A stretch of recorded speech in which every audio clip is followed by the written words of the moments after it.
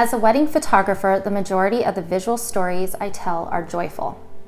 I once heard the saying that your calling defines the essence of your soul. This gave me great pause about how I can give back with my work in a way that impactfully can help others. And as a photographer, my calling as a visual storyteller has empowered me to want to share with you information that can unite us, educate us, and further us into better versions of humanity. This personal project for me is very near and dear to my heart because today I'm going to introduce you to someone I admire greatly. Her name is Jenna McKaye. I first met Jenna in 2006. I hired her for a part-time job. And while she worked for me, unknown to me at the time, she was living a nightmare most of us could never imagine. In hindsight, she was asking for my help on many occasions, but in my naivete, I had no idea that tragedy was unfolding in her daily life. I tell you this because I think it is important for you to understand that what Jenna has survived happens every day in small, safe towns across America to people we know, and yet most of us are blissfully unaware of the enormity of violence that is happening at our doorsteps. It wasn't until years later, after we lost touch, that Jenna found me and shared with me what had happened to her. So this is her story. I was thinking about joy in the traditional sense, and when most people think about joy, they think about these beautiful adventures in life and things they accomplish and good things that happen to them. But when I think about your story of survival, I think about joy. Because from a terrible situation, you have found a way to use what happened to you to bring awareness to something very serious, and you've done it joyfully. So, first of all, thank you for doing that. Thank you. Okay, so Maya Angelou is one of my favorite authors, said, "There is no greater agony than bearing an untold story inside of you." So tell me a little bit about your childhood. Were you raised by a family that loved you? Did you feel safe? I did. When I started, I grew up with a mom that was a teacher and a dad that was a farmer. But when I was in 6th grade, both my sisters had gone off to college, and so I was alone. And I started to go over to friends' houses and see normal families, parents that were romantic and loved each other and kissed each other. Okay. And I didn't see really much of that at home. Okay. The best way for me to describe and answer questions is to tell you a quick scenario of what it was like. Yeah. There was a table that every time my parents were screaming at each other, I would hide under it and I would take my sticker book, usually a horse one, and I'd lay under the table and I'd put little stickers. It was like my own little therapy I gave myself. Okay. Years later, I was helping them move and I saw the table and I was like, and I looked under it and it was plastered with stickers. That's how many times I had to do that and listen to them. Oh man. And so that was my childhood, mixed with sports, fun times, and horses. Okay. So you're in high school and things are going well. You like being in school. You have friends. Okay. You're a very successful volleyball player. Yes. Okay. And you have aspirations to go to college and get a scholarship for volleyball. And you meet your ex-husband. How old were you when you met him? I believe I was about 16. Okay. He was in my study hall class. Okay. So he's the same age as you? He was 1 year older. 1 year older than you. Okay. One grade, yeah. Okay. And how old were you when the two of you got married? 18. 18 years old. Okay. So you're 18 years old and you're on your own. You get married to your husband. And what does your life look like right at this point? You just got married, you're 18 years old. Well, I dropped out of high school. Okay. I threw away the scholarship, and in my naive mind, I thought I can never go back to school and never, like that was it. That was the choice I made, so I was stuck with him. Okay. And we were living in different apartments. We lived in a house he rented from his uncle. Okay. He promised me, oh, you get your GED and be like my mom who owns her own business who got her GED. Okay. And okay. Okay. My parents were separated at the time, so it was like he was the guy with the car and nobody was asking questions and nobody seemed to care, so I went. Okay. And we were married in a courthouse. None of my family was there. Okay. His parents were there, kind of teary-eyed in the back. Were they upset he was getting married? They didn't like it. I had told them too. I said, I don't want to marry. And then I just went home to him and felt like I had to. Okay. And I remember going back to the apartment on our wedding day in some dress that I borrowed from his cousin, taking out the trash, walking to the dumpster thinking, why the hell am I taking out trash on my wedding day? This is it. Dress? I don't remember. Okay. But just, it wasn't a wedding, it was like a short, Yeah. you know, like a white dress. I had asked a friend from high school to be my bridesmaid and she didn't want to, and so his cousin stepped in that I didn't even really get along with. Okay. It's just miserable. Okay, so you're married, things aren't going the way you envisioned marriage to be. And when did the physical abuse start? So he never hit me. Okay. The only physical outside of sexual abuse was he got mad one time and we were in the bathroom and the shower curtain came and hit me in the head. It was always emotional and verbal, and just, he was a master manipulator. Okay. And that was the abuse. And I didn't recognize myself as a domestic violence. I got comfortable saying, oh, a trafficking survivor. And just recently, you were domestic violence. Oh, isn't that crazy? Absolutely. So do you feel like the emotional abuse was a leading up and a precursor to what happened later on in your marriage? Was he learning how to further manipulate you? Yes, but one thing that I've learned, I've read countless survivors' books and watched documentaries and on trafficking survivors. Most of them, very few that I actually don't think I've ever heard of a husband trafficking their wife, even though it does happen. But he wasn't already a trafficker. Right. A lot of them are, you know, preyed upon. He was abusive and a criminal. Right. And doing criminal activity. But this is something he learned. Oh, I can sell my wife and make a lot of money. So tell me about that turning point.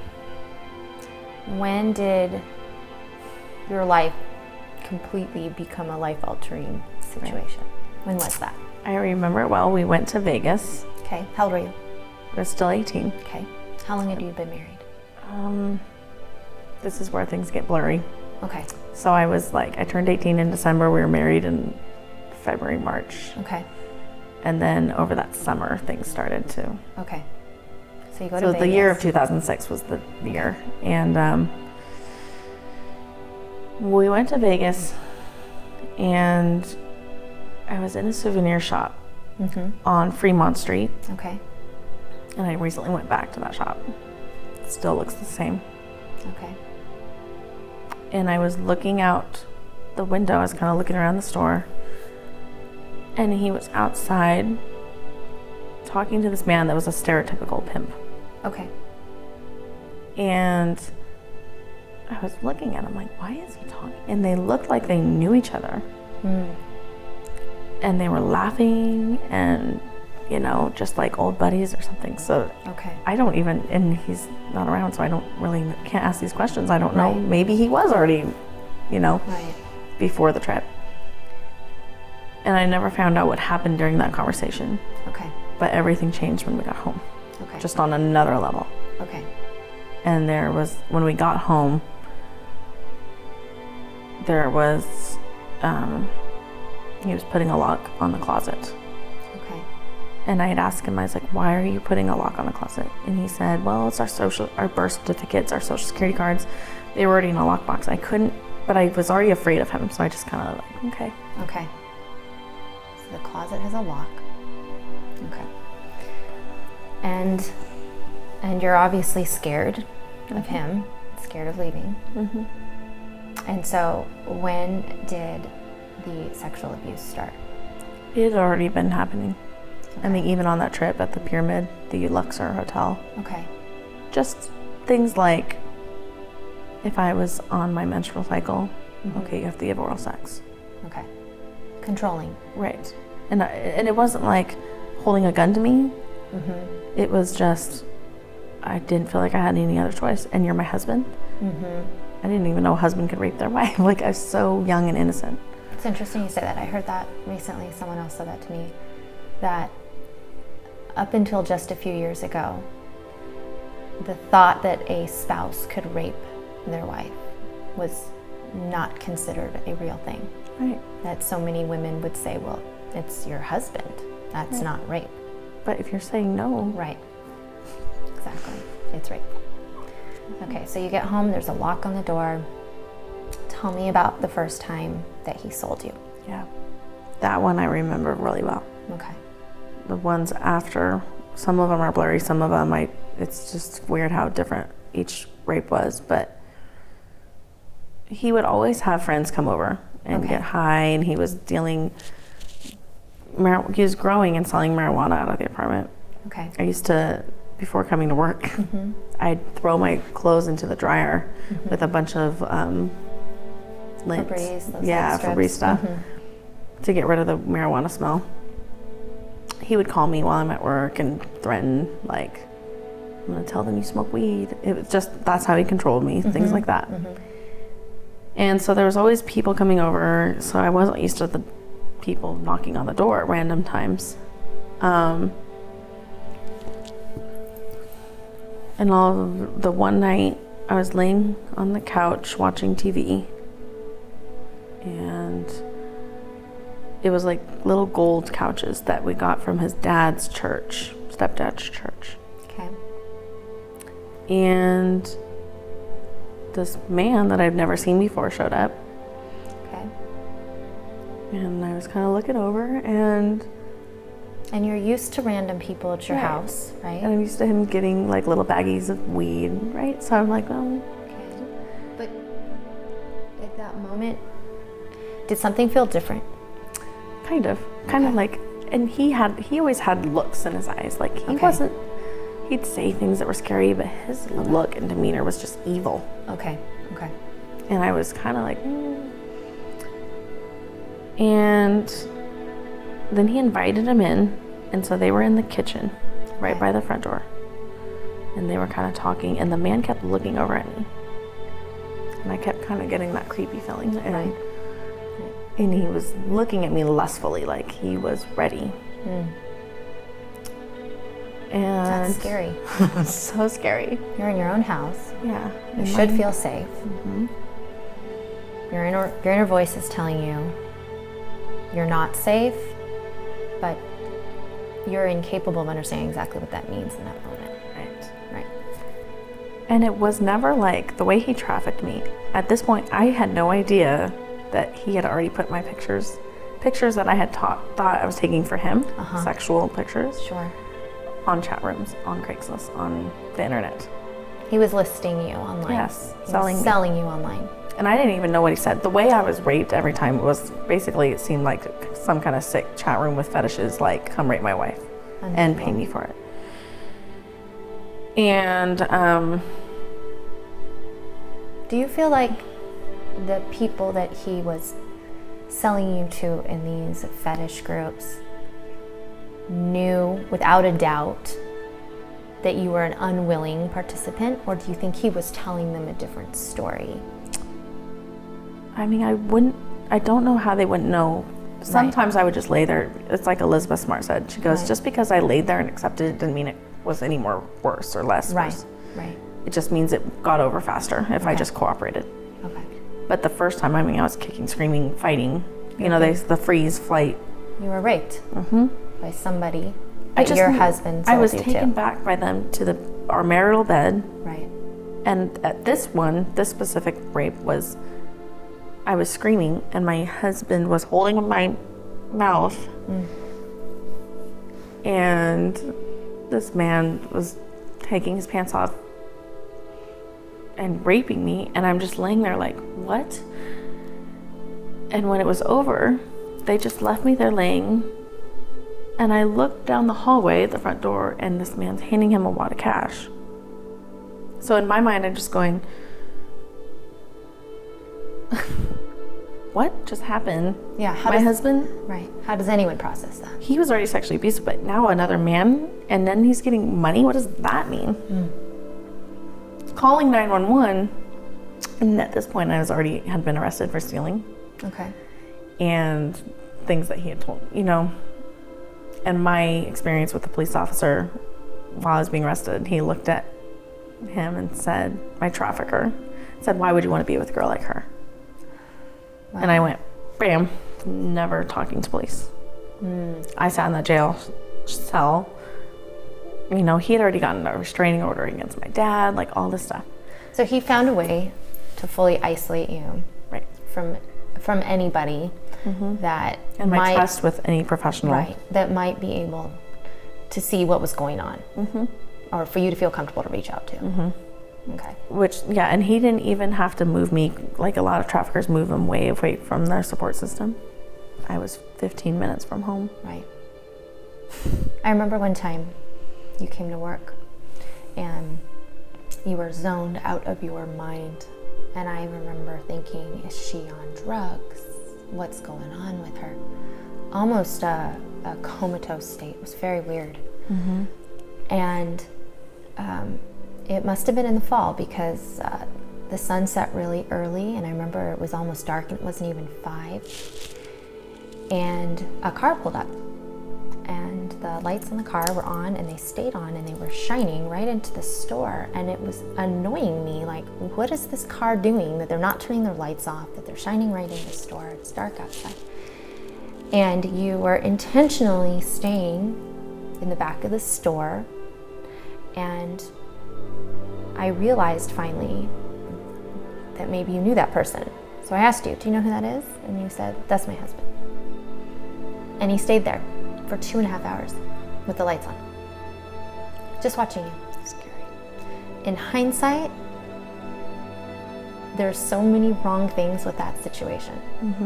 So many. In the moment, as young as I was, I just thought, is he just one of those husbands that's a little jealous, or he doesn't trust her, or I made excuses for him, right, instead of recognizing the severity of what was happening. I don't even remember that. Well, I do. Right? Yeah. I do. That's what I love, reading about people in my past. I'm like, let me hear how you saw things and right, what you saw, because my trauma I blocked out quite a bit. Right. So, how long does this abuse continue? How long is he selling you? Over the course of the year, mostly in the summer. Mostly in the summer. And it was always out of our apartment, same thing, a knock on the door, taken back. Did it become more frequent? It was always kind of spaced out. Okay. One time, there was 2 men, and they took me to the closet, and they used a shoelace and put my hands up and tied me and did what they wanted to my body. I kept thinking, as somebody that grew up in a Christian school, wow, I know what Jesus feels like laying on the cross with anybody just doing what they wanted. Another time a woman was there, and I thought, oh, a woman. Wow. And her boyfriend, husband, somebody, friend, he was raping me, and I cried to her. I was like, please. And she just looked at me like, just as evil, just. Wow. Wow. The one where the 2 men, they had accents, like Australian. Okay. And there was goggles, like there was stuff up on the shelf, and they were like joking. It was like a game. They put the goggles on and laugh. Oh, my goodness. There was one, it was an old Asian guy, and he kept saying, this is the best I've ever had. And I remember his sweat. Yeah. Just like. And all this is happening in this town that at the time was voted one of the safest towns in America. is really this place people move with their families because it's a safe community and it's a great place to raise your kids, and it's just right there, right under everyone's noses. Right? Were you living in an apartment at the time, right? Mm-hmm. Did you think that, did you know your neighbors? Mm-hmm. Do you think that any of them recognized? The one below us, he was from the same place my trafficker was from, Walla Walla, Washington. Okay. And he was doing drugs and stuff. Okay. And so they connected. Okay. And his wife would leave with the kid and come back. Okay. The other one was two people. I remember she had gone to prison or jail or something for grand theft auto. Okay. So it was criminals. Sure. And then there was a family that kept to themselves that would never talk to us. Okay. Okay. So nobody's reaching out to you. No one's trying to help you. And the thing is, no. And I looked normal. Like, I'd get ready for work. Sure, I know. Looked normal on the outside. But there was no way that nobody heard me sobbing all the time and screaming bloody murder. I mean, that was my way of crying for help. Right. They just never made a phone call, never asked a question. Okay.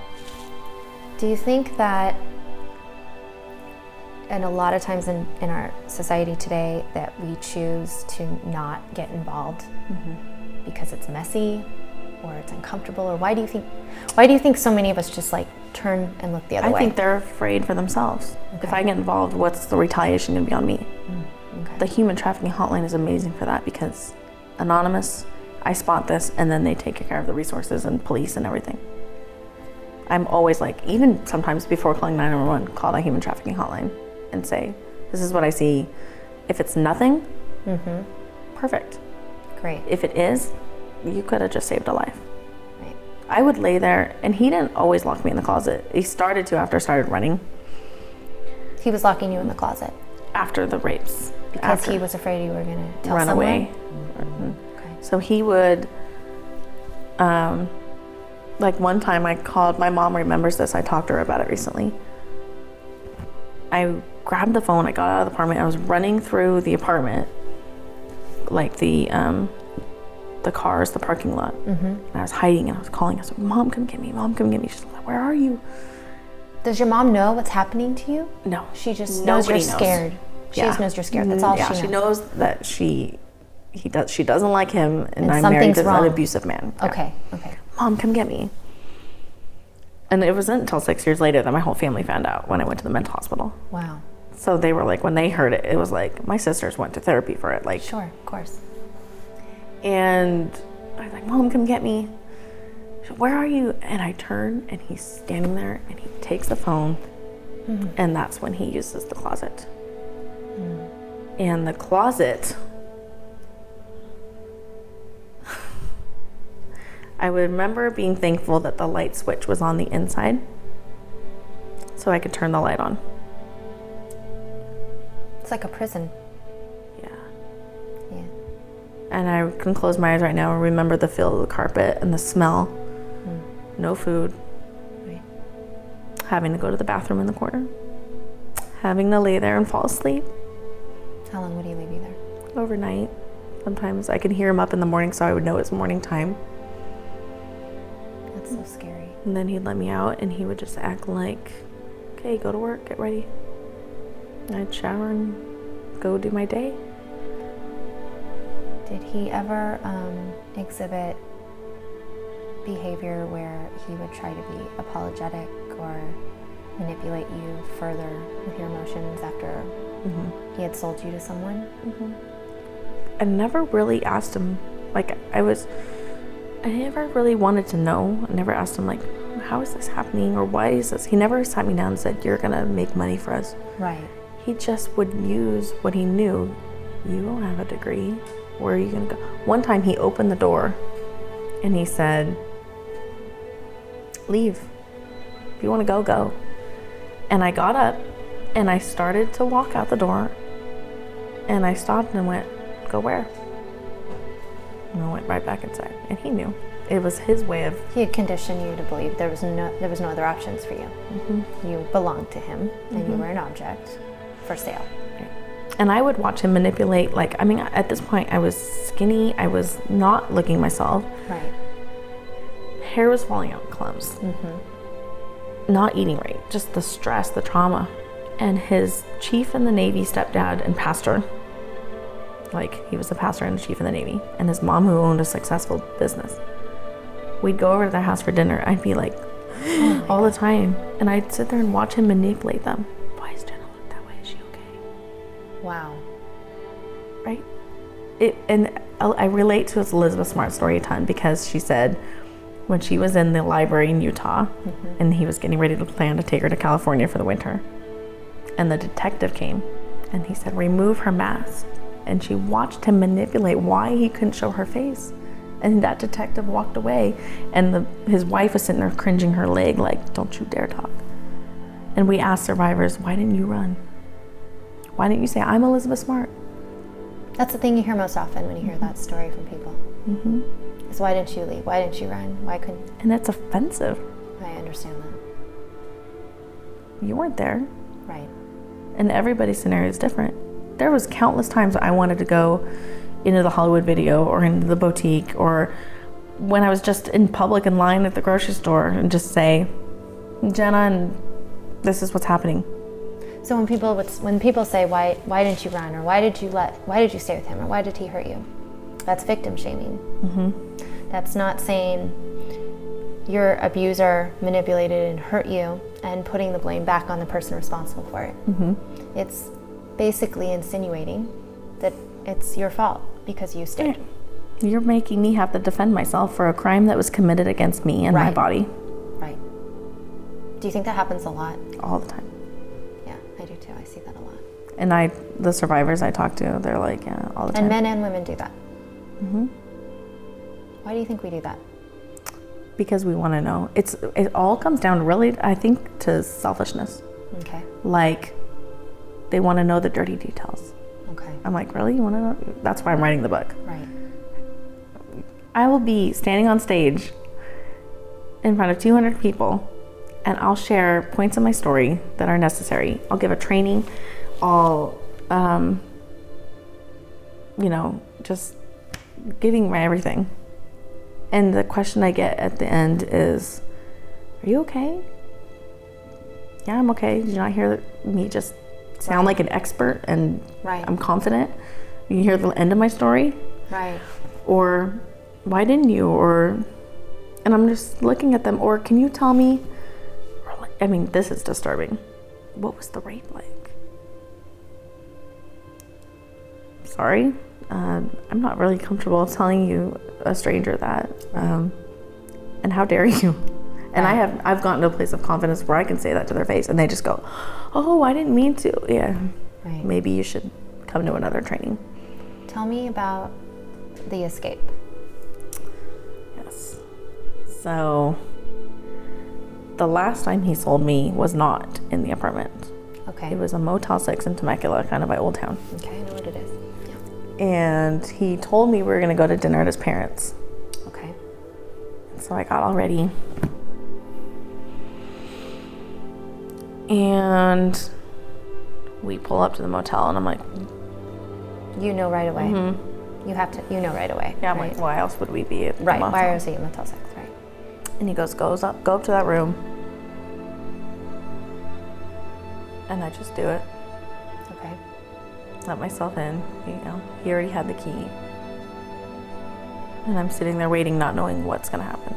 Is there gonna be a bunch of men? Is it gonna be a gang rape? Is it gonna be... Oh my God. I'm just sitting there.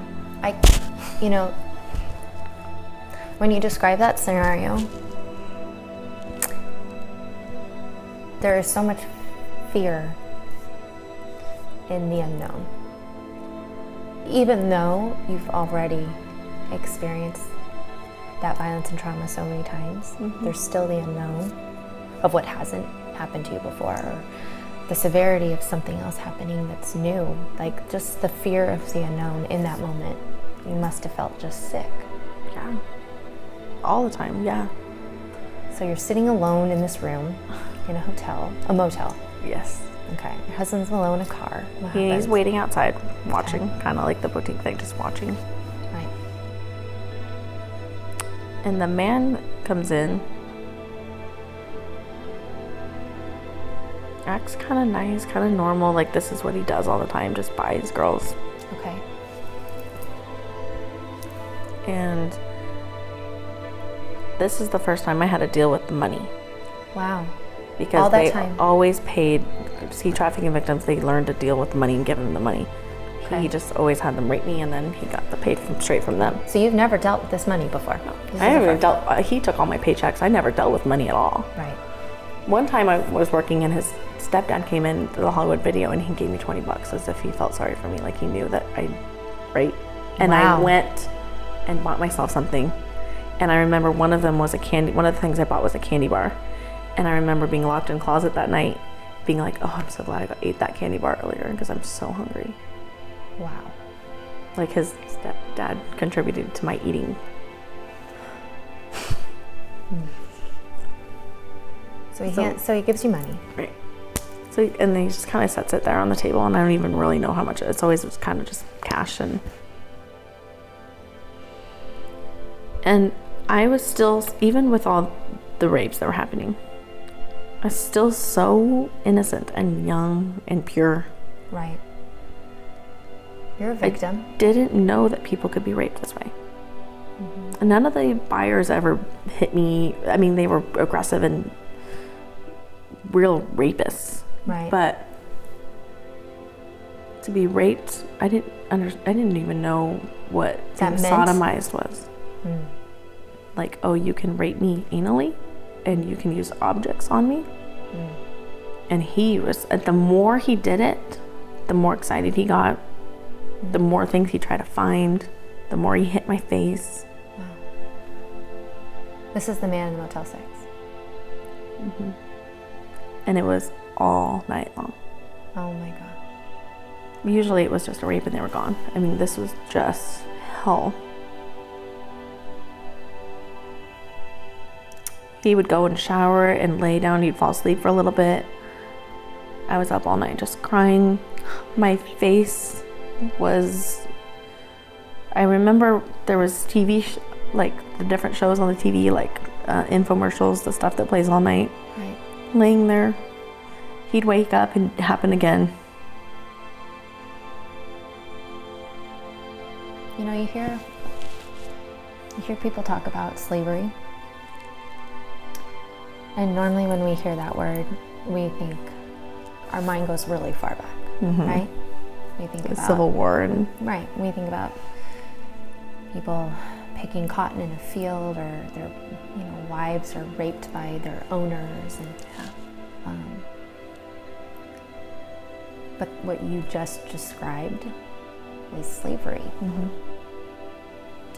Right, and then when people say the thing, it's funny you brought that up, because when they say, why didn't you run? I go, okay, slaves in the Civil War, mm-hmm. they lived on in the little cottage or whatever next to their masters or whatever. Right. They'd go pick the cotton or whatever. Mm-hmm. Did they run? Yeah. No, they went back home, and that was their life. Right. Same thing, right? Right. I mean, he had really built you up to this. He had been conditioning you to this point. Mm-hmm.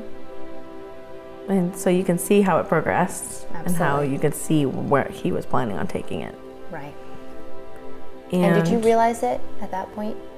I started to. I just went, oh, I'm going to die. Right. Because it was so different than the other times. Uh-huh. It was so much more extreme. Yeah. Like this time I felt like, oh, this is like prostitution. Wow. And the next morning, he left. And I remember looking in the mirror and just being like, another girl's, I love survivor stories. The girls, the Cleveland kidnap victims mm-hmm. that were in the house for 10 years. Amazing. I followed that story closely. And she, Michelle Knight, she mm-hmm. said she looked in the mirror just because she hadn't seen herself. Right. She was like, who is that? Right. That's what it felt like. I was like, who is that? Who is that girl?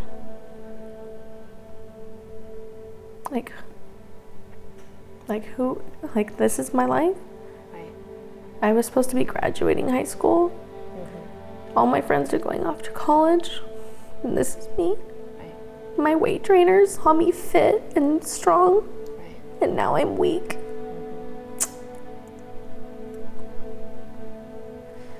Do you feel like at that moment, that was where you found your voice? Where you decided? That was the turning point. That was like, I'm either gonna die or live like this. Incredibly brave. So I think that moment was meant to break you and have the opposite impact. yeah. After that, he let my body heal, let my face heal. Okay. Never went to the doctor like that. No, of course not. I mean, someone would know something. So. Mm-hmm. Yeah. Was he nice to you at all at this point? Mm-hmm. Like, did he know? Could he tell that you had been pushed to the brink? Did you act different? I think I always acted the same, but Okay. I got my confidence in little ways myself. Okay. Like, big thing was my 6th grade teacher, Mrs. Markley, and she said I'm allowed to use her name. Okay. And she was the teacher when my sisters both went off to college. That, you know, that's when I found out I really pull for the underdog. I always stood up for the kid that was being bullied. Right. Well, during this time, while I was being trafficked, I called her. And she had sent me like a wedding card, like a congratulations on your wedding. Like, she always kept in touch with me. Okay. And I called her and I said, Miss Markley, I want to get my GED. Will you help me study for it? And you're still with him at this time? Yeah. Okay. This is like over this course of time. Wow. And she said, yeah, come over. She lived in Canyon Lake. She said, come over and I'll help you study. I'd go over to her house. Wow. And study for my GED. Called her recently to tell her about the book and that I'm putting this in the book. I said, yeah, that was when I was being trafficked.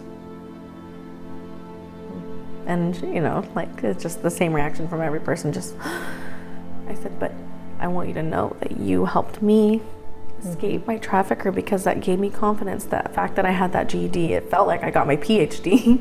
Right. That's a huge accomplishment. You helped me leave him. Right. Thank you. And then I had a phone call with my biggest sister, who she's 11 years older than me. She's the professor at Sac State, like, just always been kind of a mother. Right. And she said something that never occurred to me, because I was saying something about wanting to get away from Cameron. I'm not supposed to say his name. And that she said, you know, you can come home. And I kind of went, light bulb, like, what? Wow. We got a restraining order against my dad. My mom's living with my grandma. Come home. Okay. And I called his mom and dad. And I called my dad. Okay. And we met at the church with him, with my trafficker. Did he know they were all going to be there? And he knew what I was wanting to do. And he willingly went? He went because he thought he could manipulate it. Wow. That is a narcissist if I've ever heard one. He was so confident about the lies that he had told himself and the world that he had sold you into, that he thought even if he showed up with both sets of parents there, that he could talk his way out of it. Wow. Oh, and he did the whole, like, crying on the floor, like, begging me, like, I love you. And his stepdad asked me something. He said, why do you want to leave him? And I just stuck to, there was no way I was going to tell what was really happening. So they don't understand, they don't know. Right. They don't know. They just, what they're seeing is unhappiness. I don't blame them. I put myself in their shoes, and especially as a mother, I would never want to admit my son being this monster. Right. And he said, why do you want to leave him? And I said, well, he's growing and selling marijuana out of the apartment. Okay. And I knew that was enough to a pastor. Right. And he turned to him and said, you did this to yourself. Wow. And I went, same thing like the police officer. I'm like, wow, if you only really knew. Wow. And the plan was to go back to my dad. Okay. And I did eventually, but I stayed at a friend's that night. Okay. And I was still terrified of him. Like, I can't believe I had a little suitcase. I went back to the apartment. I grabbed a little suitcase. I went to the Stampede with my friend. Wow. The country club. Yeah. Danced like nothing. Like, I didn't just leave my trafficker. Wow. And I remember they wouldn't let me the suitcase in, so I had to put it in her car. That is surreal. And then the friend I was staying with. The Stampede, which is 1 block over from that Motel 6. Mm-hmm.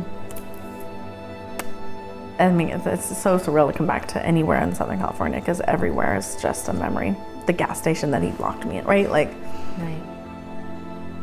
And the friend that I was staying with was a friend from high school. And then I was showering one time, and she went and showered after me and saw messages on her phone from him. And they were doing stuff together. She was having a sexual relationship with my husband, your trafficker, ex-husband. and she had me come stay with her when I was leaving him. So and then, this was happening when you were with him? I and think when he so. was It must have been. trafficking you? Must have been. And then That is too much, right? A betrayal. Oh, and that's not the first time a friend's betrayed me like that. That happened with the second husband too. But so then I was like, okay, I'm gonna call him the dad. Do you know? I have no idea. You never asked her. She might. I mean, she had to know some things. There's no way to be, but I don't know if she knew he was selling me. I think his gang friends knew and all that. They joke about it. So, a couple years ago, after you briefly told me what had happened to you, although it's absolutely your story,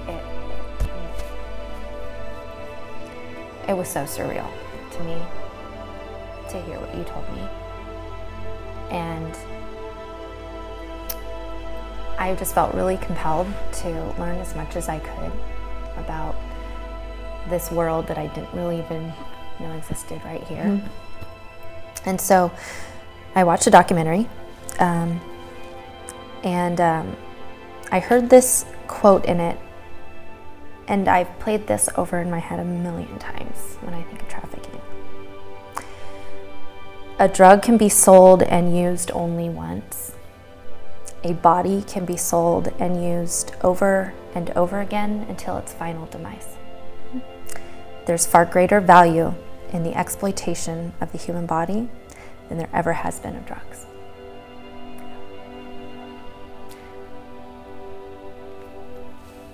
So when I think of this war on drugs we have in America, and I think about the one-time hit of meth that's sold or cocaine, and as horrifically bad as that is, I then think of a girl who can be hit over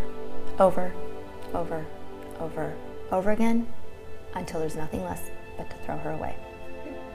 And I learned that the average person that is sold into sex trafficking lives at most 7 years. At most. 7 years lifespan. Yeah. But then I think about how long 7 years must be to that person. So that last time I was sold, I felt like I was gonna die. 6 years later, I had an overdose after going to the mental hospital, and then I had to go back to the mental hospital. Mm-hmm. Do you think that saved you? That made me tell my story. There was a woman in the mental hospital who, well, at first I didn't know how to take medicine and the side effects. And the depression medicine side effect was suicidal thoughts. And they sent me home after 3 days, like, you're high functioning, you're good. And I hadn't even told them really what happened yet. Right. And I had a nightmare. And I go downstairs and I grab the medicine, I swallow it, grab the other anxiety medicine, pour it in my hand, swallow it. Well, I pour it in my hand, pour half back, said I don't want to die. Right. And then I should just tell her to come in. Yeah.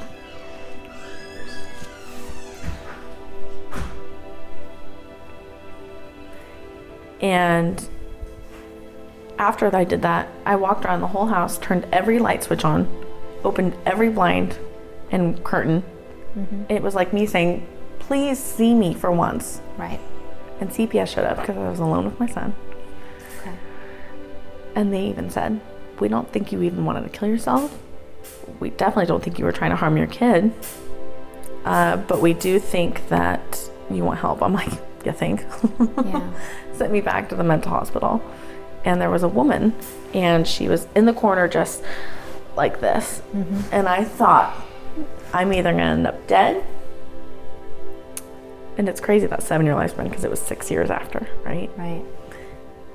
I'm going to end up dead or like her. Crazy. Right, just not able to not live cope. my life. Not cope. And I heard in group therapy, she experienced some things like me. So the next therapy was art therapy. Okay. And they said, draw what you're afraid of. And you can keep it to yourself or you can share it. And I drew stick figure men. And I stood up. And I said, my first husband had men rape me. And he got paid for it. I don't know what that means. But I'm afraid of men. Because men buy me, abuse me, rape me. And there was men in the audience, and I said, I'm afraid of all of you. Even in this somewhat safe place. So brave to say that. And that's when I felt free. I remember thinking, I feel free for the first time in my life in a mental hospital with schizophrenic people. You found your voice. And that's when the healing started. Wow. There was a therapist there. The caseworker and the therapist, those two people, they changed my life. And they probably don't even know. I wish I could find them and thank them. It's in Virginia. I know you went to a private religious school. And I've always personally felt spirituality looks different for everybody. Do you find yourself, do you consider yourself a spiritual person? Do you feel like that helped you survive that time of your life? All the time. When I was in that closet, the only reason I think I survived it without wanting to just end my life was I would feel a peace. I would lay there. I mean, I was bleeding from the rape, and I was crying uncontrollably like that. Yeah. And I had just gone to the bathroom in the corner of the closet. I mean, the smells, you take yourself to that spot. Everything about that was just hell. And then I'd lay there and I'd pray, like, God, save me from this. And I would fall asleep calmly. And people would always say things like, God, where was God? How do you believe in God? And I'd say, God did save me. Man has the choice to commit evil or good. But there was times where he was there.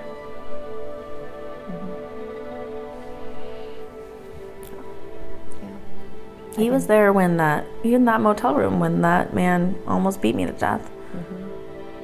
Maybe he stopped from that one last hit that could have ended it. So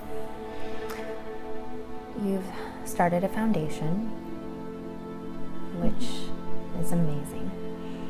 Tell me about it. So the Jenna McKaye Foundation, and I use my name because I survived it. It's like I'm giving credit to that 18-year-old girl. Yeah. It's not for the glory, not for, Jenna McKaye. It's awesome. I lived it. And you're gonna know me, and you're gonna know my name, and you're gonna know my story, and you're gonna listen to me. Yeah. Like, woo. Yeah.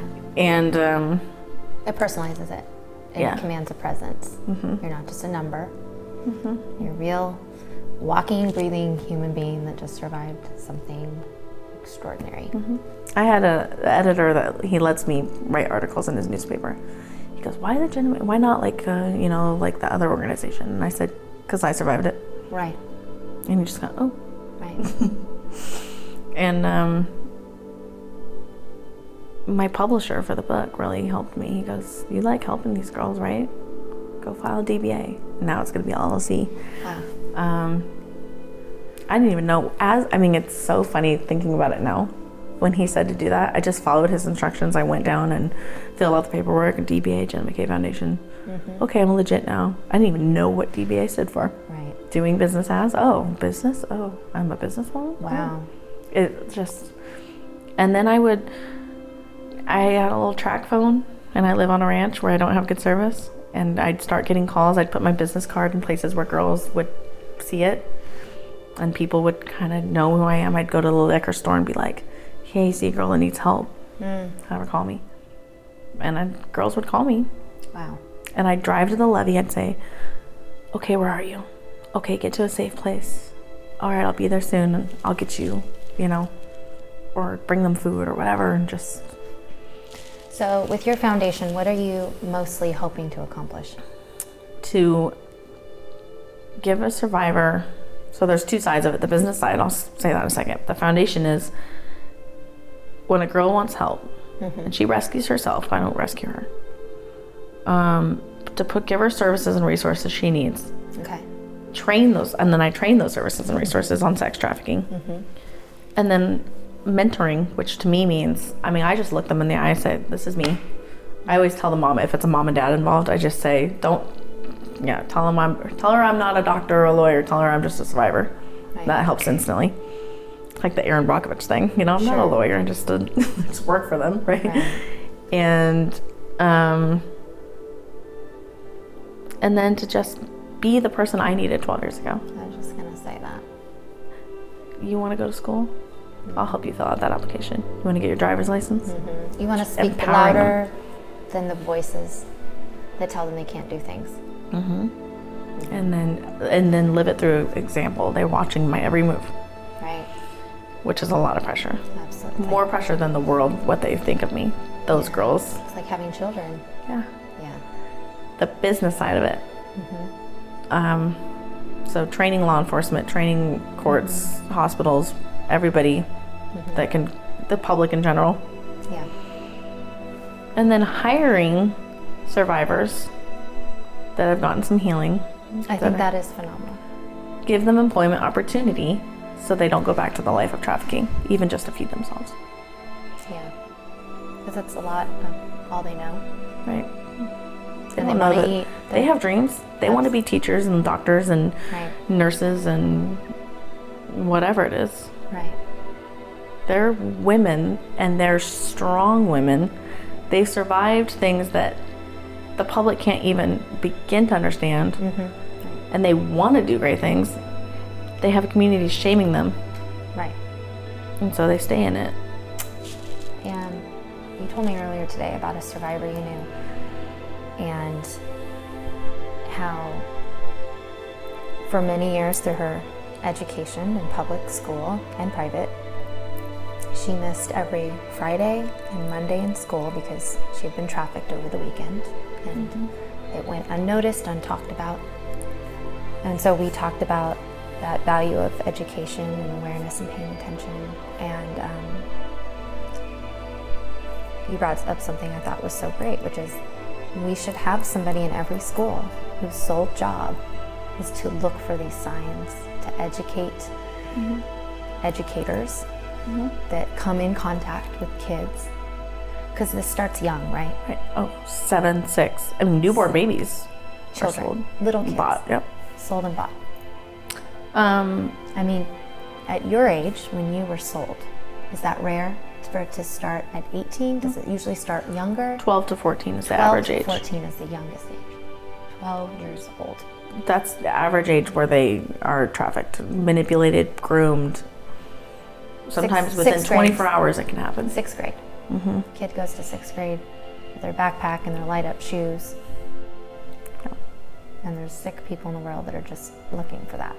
Not only and trafficking is so different than just a rape or child molester. It's somebody, they make them believe, the Romeo pimp or the gorilla pimp, they make them believe that they're in love with them. 20-year-old men, 40-year-old men. And then they have them raped, and they're profiting from it. Right. Like, the betrayal is so many layers. Right. When I went to the mental hospital and came out with my story, and they said, you have PTSD, complex PTSD. I went, PTSD, I'm a Marine's wife at this point. That's what they get when they go to war. Right. Yeah. Then they said, you're a victim, you survived trafficking, sex trafficking. I went, I've heard that term, that's in other countries. What? Me? Amazing. An innocent, sweet American girl in California, sunny, beautiful California. Right. So it's to process that. It's taken years. I'm still processing it. I'm still forgiving it. But I can also say that, and this is something I tell these girls, and they all have their own journeys. And I'm saying, you don't have to forgive your trafficker. You don't have to go to court if you don't want to. You don't have to testify. You do what you want to do. It's about you. Mm-hmm. But my journey of forgiving was for me. And if he was still alive, mm-hmm. and all those men that bought me were standing in front of me, I know for a fact that I can now, I used to fantasize about killing them. Mm-hmm. Here I am, 12 years later, I could look them in the eye and say, I forgive you. Mm-hmm. Not gonna invite you over for Sunday dinner. Right. But you don't get any more of my life. Yeah, that's big. And some of them, I mean, they're still out there living out in the world. Maybe still doing this. Right. But for me and what they did to me, you don't have control over me. So by you choosing to forgive them, Mm-hmm. that doesn't minimize what happened to you. It doesn't erase it.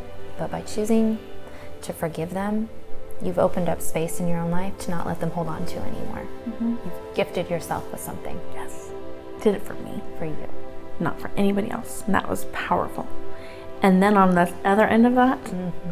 I can look back and not only forgive them, but I would never wish this upon anyone or myself. Right. But it did happen. I've accepted it. And now I'm thankful. Thankful that it happened. And that's hard to understand. I do actually understand exactly what you're saying. Because it made me who I am, Mm-hmm. and I get to do this work. Right. Love this work. And I would not be doing this work. Mm-hmm. Maybe I'd be helping people somehow. Right. But these survivors, they look into my eyes and go, you, Jenna, even if there's other survivors, you are the one that can help me because you get it. From your pain, you found your calling. So you're writing a book, Mm-hmm. and I can't wait to read it. Has writing the book helped your healing process? Oh, yeah. Yeah. It puts things in perspective. Even just when I wrote book ? At the mental hospital, it was, wow, there's my story. There's my whole life. Mm-hmm. Right. Oh, this only happened this portion. Oh, Right. and I have all this to live for. Right. It gave a voice. When I started filming the documentary, there was 3 film crew men and then the interviewer, one of professor at the college I was going to. And after I did it, it was 3 hours one time. We did other films, but he said, I'm not sure, Jenna, how you're able to sit in this room by yourself with us 4 men. And I said, you didn't hear the rest of my story. You heard my trauma. Right. You didn't hear the part where I got therapy, where I went and did the work, Right. where I can look you in the eye and know I'm safe. And even if any of you were thinking something or doing something, I can protect myself. Wow. I know what I didn't know then. Right. Oprah, one of her favorite lines to say is, no experience is a wasted experience. It's one of my favorite things Mm-hmm. I've heard in my life. Everybody is susceptible to something hard. Different degrees, absolutely, but as human beings, we cannot escape the reality that we're going to experience something we probably don't want to. Right? The beauty is in finding a way to take that experience, however bad it may be, and not waste it and make it into something new. Mm-hmm. Change it. Mm-hmm. Take that power, reform it, and throw it back out into the world. And I cannot think of a better example of someone who's done that than you. It's just, it's beautiful. We're just resilient human beings. Something I do when I first started speaking I couldn't believe like people like Carissa Phelps had me come speak with her at Chico State. And that point was the biggest. It was about 200 people, and that was the biggest crowd I'd ever spoke to. And I remember sitting in the front watching her, and she's the one who inspired me to tell my story. Right. And I remember watching her and just admiring her. And then all of a sudden it hit me. I'm like, oh, this is the part. I'm going to be going up there soon. Right. And all of those college students are going to be watching me. Right.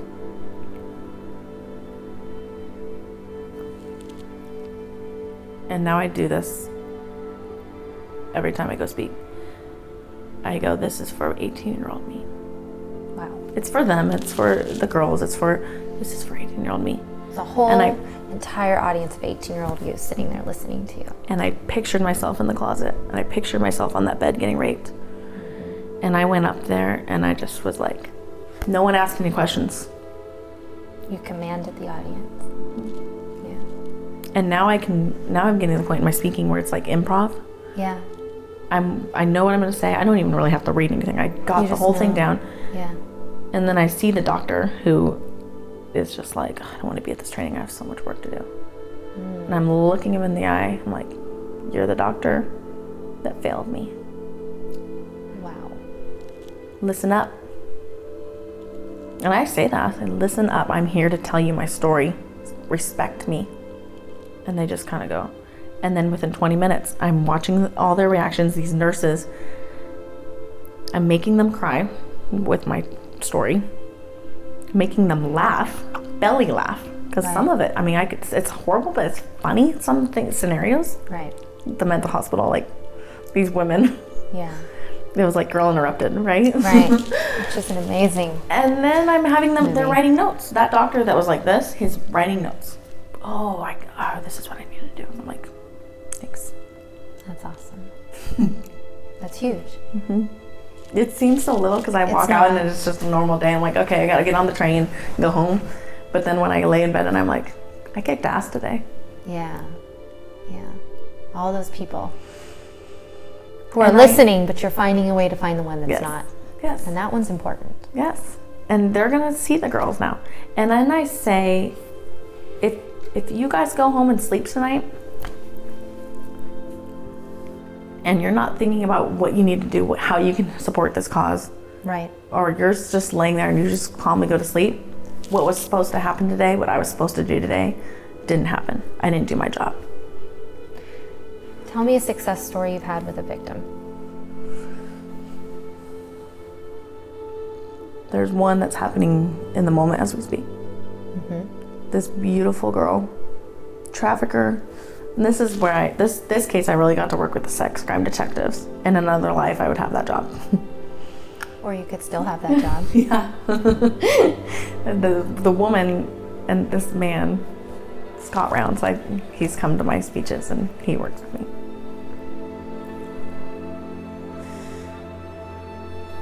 He sees me. He's been trained by Carissa. I can sit there and talk to him and be real and work on cases, and I learn from him every time he speaks. And this trafficker had a girl come to the school and lure her away and drugged her up and put her on the street. How old was she? 18. 18 years old, okay. And she called her mom. She got away. I got her into her mom contacted me through somebody that saw me on what I do on Facebook. Okay. Wow. Yeah. And I got her into horse therapy. She loved it. Mm-hmm. She opened up to me. The detectives want her to testify. We could put this guy, Right, yeah. And that's where I come in. I'm like, it's about her, what she wants. Right. That's really interesting you say that, actually. I'm thinking about that right now, because for every one trafficker that's caught, I'm sure there's thousands that are not. But what's most important is the victim and their healing process more than anything. And as a society, we all put that guy, hang him, Right. What does she want? Yeah. They've experienced it. So what are we doing to help the victim? Another psychology part is, what is the trafficker's life? What got him there, right? What was his childhood like? Sure, but exactly. That's a whole other thing. Right. But what does she want? Right. Because I asked her, I said, could you ever just hypothetically testify in court against him? She said, no way. Okay. What about if I went to court for you and read a victim's impact statement? Right. Nope. Well, she's terrified of it. It's recent. Right. So, okay. And I told the detective, I said, maybe some more healing. We'll give her time. And she loved horse therapy, which I loved about her. She said, I want to go to college. I want to get my driver's license. I want to finish my high school diploma. I said, okay. And then I got a call from her mom. She's gone again. Okay. Does that happen a lot? They went back. That's all they know. And it's the fear. This person's telling them all these things. Yeah. She calls me in the middle of the night, and I'm up all night with mom, with human trafficking hotline, with San Francisco, Oakland police. She calls me from the street corner. Jenna, he's gonna take me to LA. I don't want to go to LA. I said, okay, don't go. Hide, get safe, call the hotline, call 911. And she was doing it. Right. I waited up all night and I fell asleep. A few hours later, a mom calls me. She's in LA, Jenna. She called me.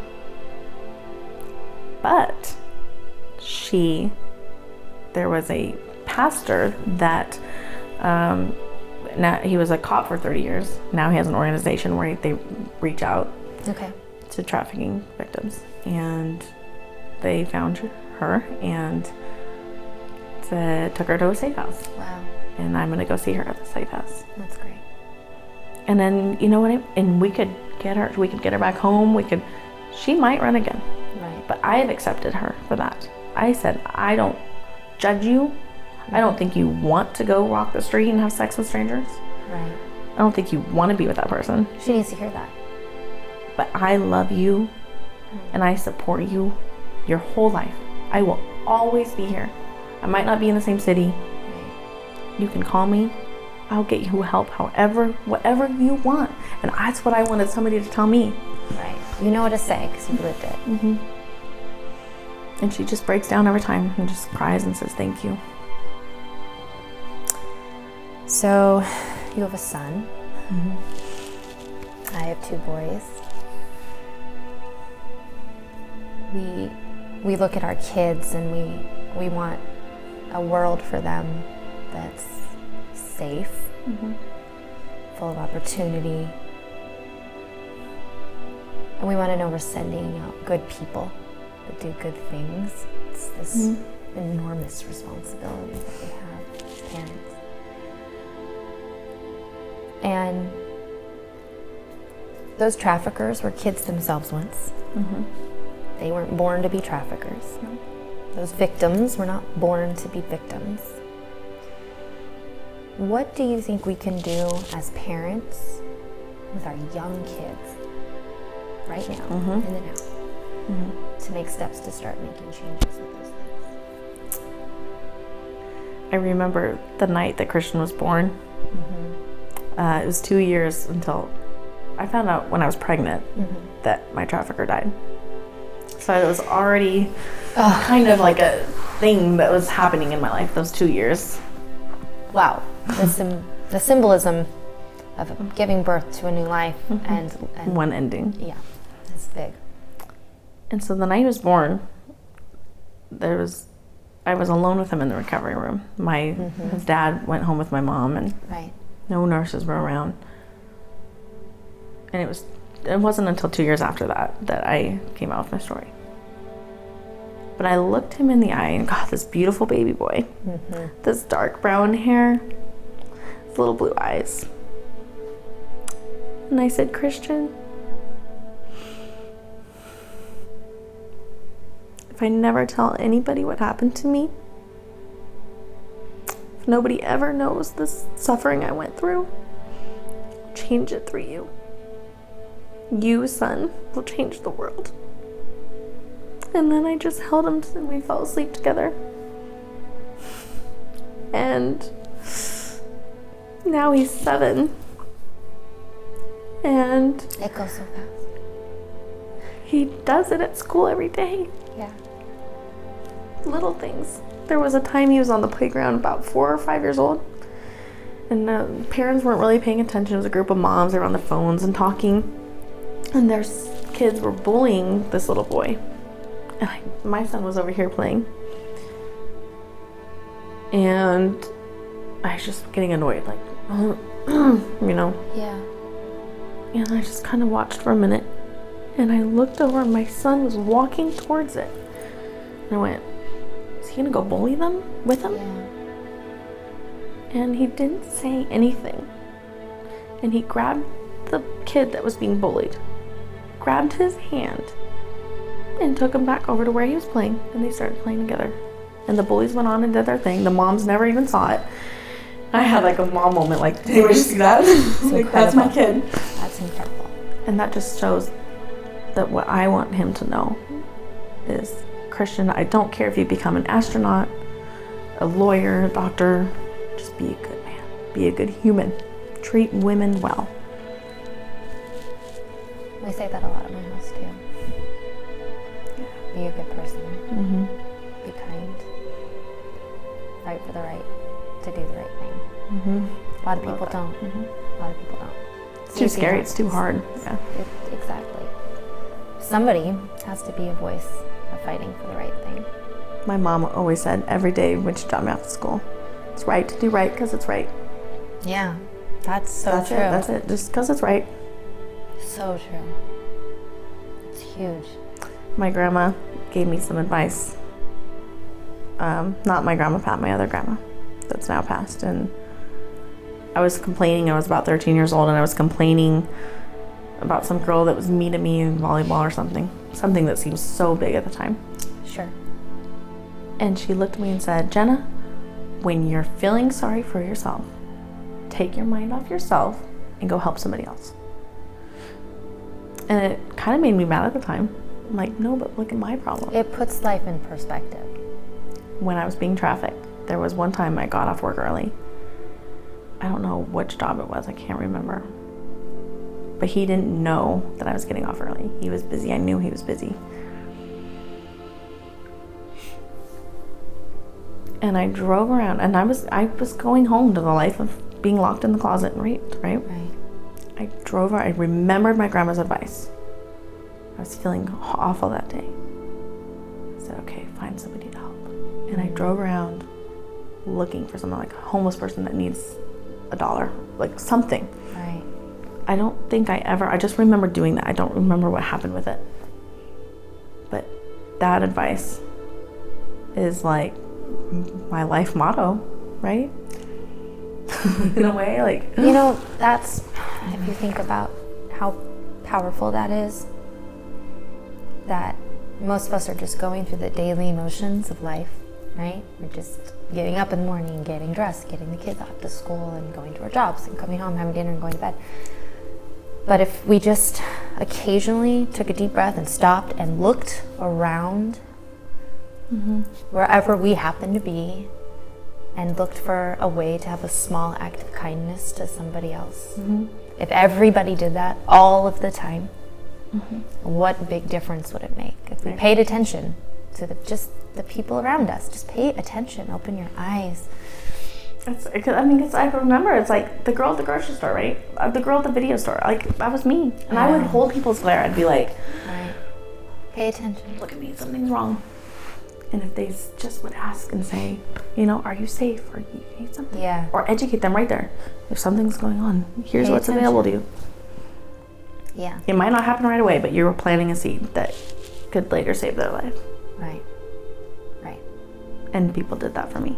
Right. I want you to know that even though it wasn't like you just said, Jenna, are you okay? And, you know, I didn't cry to you. I probably wouldn't have, you know what I mean? Like, I probably wouldn't have told you.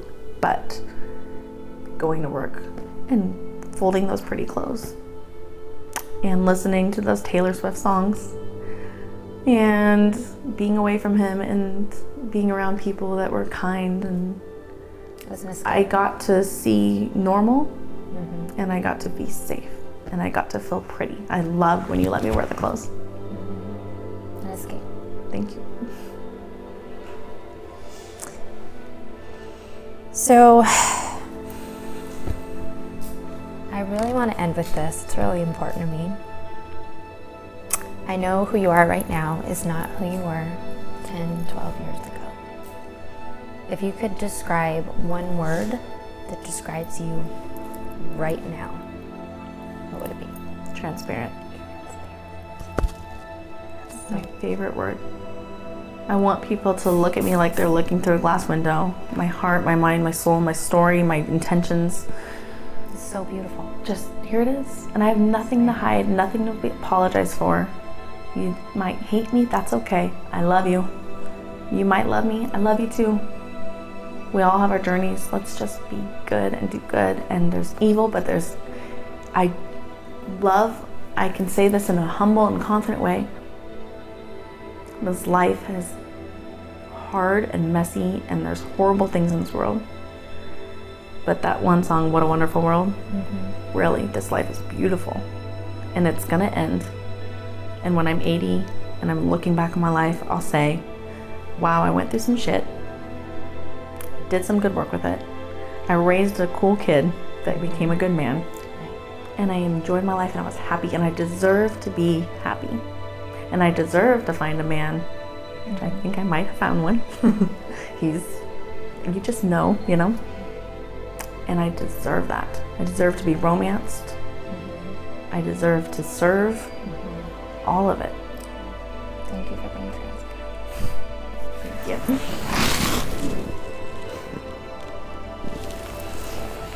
You're such a whore.